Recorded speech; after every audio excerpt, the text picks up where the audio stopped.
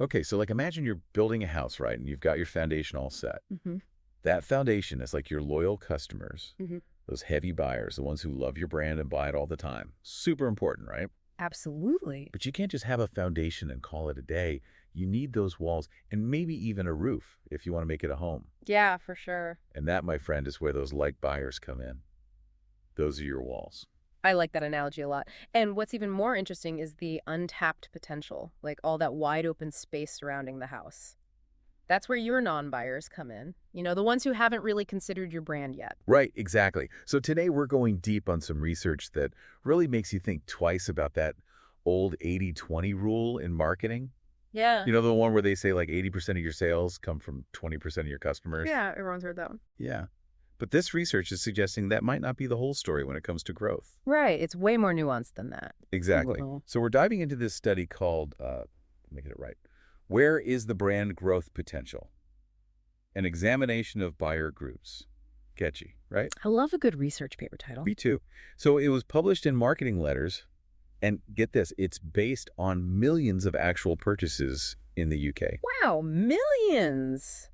That's a lot of data. Right, like we're not talking about some small survey here. Yeah. They looked at real buying behavior across all sorts of different products. So tell me, what did they find? Okay, well, first off, the research actually backs up the idea that those heavy buyers are super important for a brand's current sales. Okay, so that makes sense. They're the ones who create that nice, steady revenue stream, like we were saying, that solid foundation for your house. Right, but they can't be the only ones. Exactly. And that's the interesting part. The study also found that these heavy buyers, they're already buying a ton in that particular category. They're maxed out. Yeah. Right, like there's only so much laundry detergent or coffee or whatever it is that one household can actually use. Exactly. Even if someone dedicated 100% of their spending in a category to just your brand, there's a limit to how much more they can realistically contribute to your growth. So then that brings us to those light buyers. They buy your brand every now and then, but they're also buying from your competitors, right? Exactly. And that's where things get really interesting, because this is where the idea of headroom for growth comes in. Because light buyers are splitting their spending across different brands. They have way more potential to buy more from you specifically. So there's more room for them to like move into our brand house, metaphorically speaking. Yeah, I like it. And we haven't even talked about the non-buyers yet. Right, they're just wandering around the cul-de-sac, completely oblivious to our amazing brand house. And they're especially important for those smaller brands who are just starting to build their foundation. Converting even a small percentage of non-buyers can lead to huge growth, especially because it's such a large pool of potential customers. This is already making me rethink my entire marketing strategy. Okay, so let's break down each of these buyer groups a bit more, starting with those light buyers. Sounds good to me. Understanding their behavior, that's the key to unlocking that headroom for growth. All right, so we've got these light buyers, right? They're out there. They know our brand exists. They've even bought from us once or twice, but they're not quite sold yet. They're not quite ready to move into our metaphorical brand house. Yeah, they're like window shoppers, kind of just browsing around. Exactly.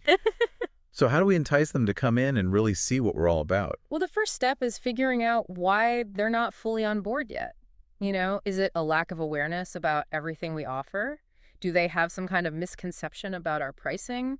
Or maybe they just need a little nudge or reminder that, hey, we're still here and we're pretty awesome. It's like you said, they're wandering around that cul-de-sac. Yeah. We've got to make our brand house stand out from the crowd. Right. And one way to do that is through targeted advertising. Okay, listening.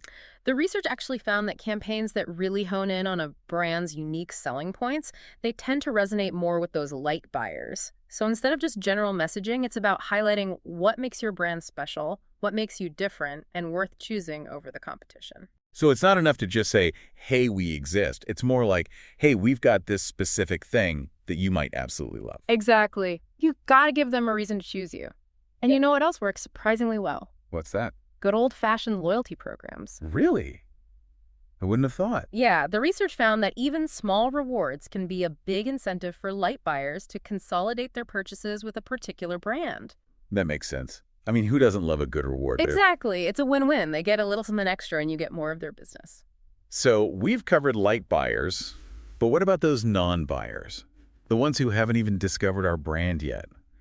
That seems like a whole different ballgame. It definitely is. With non-buyers, you're not just trying to shift their existing behavior, you're trying to introduce them to something entirely new. It's like we're putting our brand house on the map for the very first time.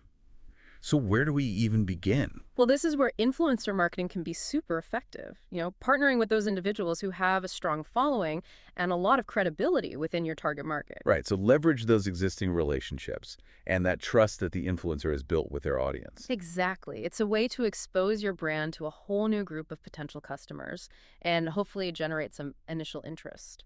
Okay, that makes sense. But what happens after we've piqued their curiosity? How do we actually get them to take that next step and check us out? That's where content marketing comes in. I'm talking about informative blog posts, engaging social media content, maybe even helpful how-to videos. Anything that positions your brand as a thought leader in your industry and provides genuine value to potential customers. So it's not about bombarding them with ads, right? It's about offering something helpful, something that builds trust and establishes your expertise. Exactly. And once you've built that foundation of trust, you can start incorporating more direct calls to action, encouraging those non-buyers to give your product or service a try. This is all starting to click now. So we've talked about light buyers and non-buyers. But this research was specifically about consumer packaged goods, Yeah. right? Like the laundry detergent and coffee we talked about earlier. Does this whole headroom for growth concept apply to other industries as well? That's a great question. And while this particular study focused on those everyday consumer products, I think the underlying principles are incredibly relevant across the board. So it doesn't matter if you're selling software financial services or even handmade jewelry. There's still value in understanding these different buyer groups and their potential for growth. Absolutely. Let's take a sauce company with a freemium model as an example. Your light buyers in that case might be those individuals or businesses who are perfectly content using the free version of your product. Because it meets their basic needs, right? Exactly, but they might not even realize all the additional features and benefits they're missing out on by not upgrading to the paid version. So their headroom for growth would be the potential revenue you could generate from converting those free users to paying customers. You got it. Or let's say you're a consultant offering specialized services. Your light buyers could be those clients who've hired you for one-off projects but haven't yet considered you for more extensive ongoing work. So their headroom is the potential to turn those one-time clients into long-term partners. Yeah. I'm starting to see how this applies to so many different business models. Exactly. It all comes back to understanding your customer base, identifying where that headroom for growth exists, and then tailoring your marketing strategies accordingly. This is all so insightful. But before we get carried away brainstorming marketing plans for every industry under the sun, let's talk about how to actually implement these strategies in the real world. Because knowing is only half the battle, right? So we've covered a ton of ground here about how to really understand those light buyers and non-buyers and the growth potential they represent. Yeah, it's definitely a different way of looking at things. For sure. But now comes the million-dollar question. How do we actually put all this into practice? Right, because knowing where the potential is only half the battle. Exactly. We still have to actually reach those people and convince them that our brand is worth their time and money. And that's where things can get tricky, especially for businesses with limited resources. You've only got so much time, money, and energy to devote to marketing. Exactly. So how do you balance nurturing those relationships with your heavy buyers, the ones who are already loyal to your brand, with these new growth opportunities? Well, I think it's about being strategic and focusing on quality over quantity. Instead of trying to do everything at once, maybe pick one or two key strategies to start with. Right. Don't spread yourself too thin. Exactly. And when choosing those strategies, really think about where your biggest area of opportunity lies.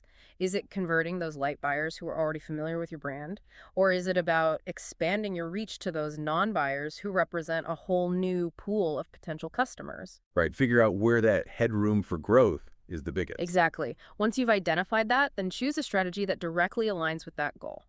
So, for example, if you're trying to convert more light buyers, maybe you focus on developing a really killer loyalty program or running targeted ads that highlight what makes your brand unique. And if you're going after those non-buyers, Yeah, maybe influencer marketing or content marketing would be a better approach. exactly. The key is to not try to do everything at once. Go all in on one strategy, test it, thoroughly measure the results, and then learn from the process. So it's like that saying, the man who chases two rabbits catches neither. Exactly. Focus your efforts, and then once you've mastered one strategy, you can move on to the next. Makes sense. So this research is really interesting, and I think it has the potential to change the way a lot of businesses approach their marketing. But it's not a magic bullet. Right. It's not like you can just snap your fingers and suddenly double your customer base overnight. Exactly. Building a strong brand that resonates with a wider audience takes time, experimentation, and a willingness to adapt based on what you learn along the way. Absolutely. And I think the biggest takeaway from all of this is that there's always room for growth. Even if you think you've already captured all the heavy buyers in your market. Exactly. There are always those light buyers and non-buyers out there who are just waiting to discover your brand. You maybe even become those loyal, heavy buyers of the future. Exactly. So don't be afraid to think outside the box and try something new. You might be surprised at the results. This has been a great conversation. I feel like I have a lot to think about, and I'm sure our listeners do too. Me too. So to everyone listening out there, we'd love to hear your thoughts on this. What are some ways you've seen this concept of headroom for growth play out in your own business? Or maybe you have a question about something we discussed today. Either way, feel free to reach out to us on social media or leave a comment on our website. And if you're enjoying these deep dives, don't forget to subscribe to our show and leave us a rating and review. It really helps other people discover the show. Yeah, it does. Thanks for listening, everybody, and we'll catch you next time.